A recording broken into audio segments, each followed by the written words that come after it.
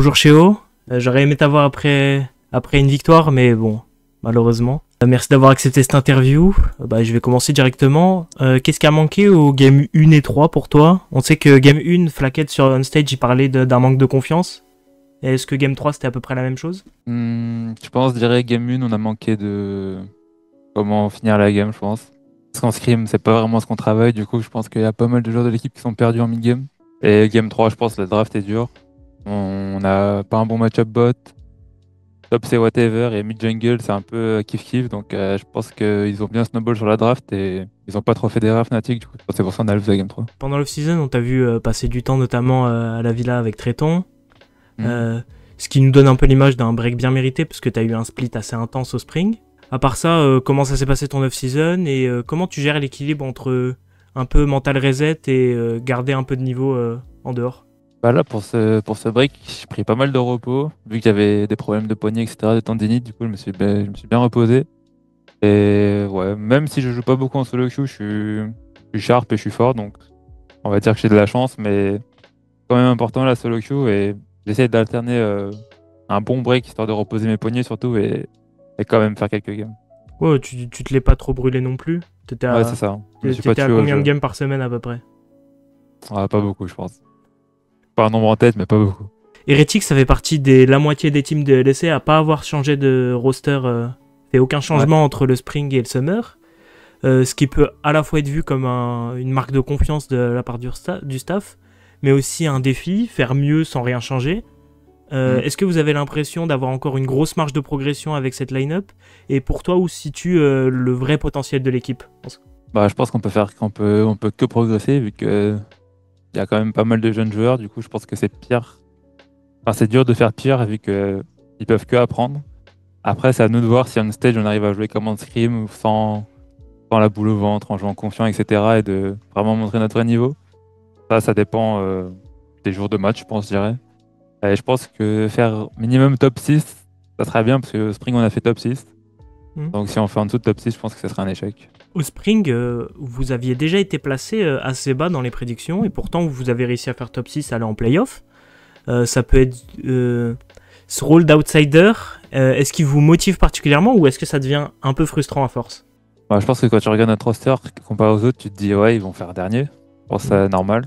Mais après, outsider ou pas, je pense qu'en étant outsider, ce qui est bien, c'est que t'as pas la pression. C'est le seul truc qui nous arrange, je pense. Je pense pas que ça nous frustre d'être outsider, je pense. Est-ce que tu penses que l'équipe pourrait par exemple créer une surprise façon Koi 2024 et aller chercher vraiment une vraie run au Summer? Et pour toi, qu'est-ce qui manquerait aujourd'hui pour que ce scénario soit crédible à tes yeux? On espère, hein, nous, si on arrive à faire top 3, se qualifier au World, etc., ce serait incroyable. Hein. Mais je pense qu'il nous manque beaucoup de choses. Là, il faut vraiment qu'on travaille sur à tous les aspects du jeu legit. Je pense On a beaucoup de retard comparé aux autres équipes et faut qu'on se la tue pour rattraper ça. Je crois. Et toi, d'un point de vue plus personnel, est-ce que tu as identifié certains aspects de ton jeu ou du jungling que tu aimerais faire évoluer ce split? Est-ce que, par exemple, tu bosses sur ta communication, ton mental, ton impact mid-late game? Je suis plutôt satisfait de mon jungling. Après, toujours améliorer mon mental, on va dire. Là, je travaille sur les summoners, bien timer pixel frame les summoners. Donc, ouais, il y a toujours de la frame pour improve. Et s'il y a des points où je suis faible ou que je fais pas, j'essaye de les améliorer.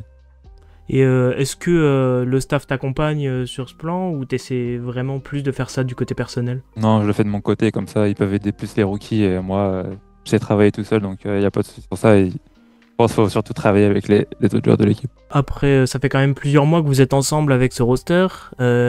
C'est quoi l'ambiance à peu près qui s'est installée dans le groupe? Est-ce que vous êtes plutôt dans une dynamique assez sérieuse, orientée full perf? Ou est-ce que c'est plus vie d'équipe, team d'amis en quelque sorte?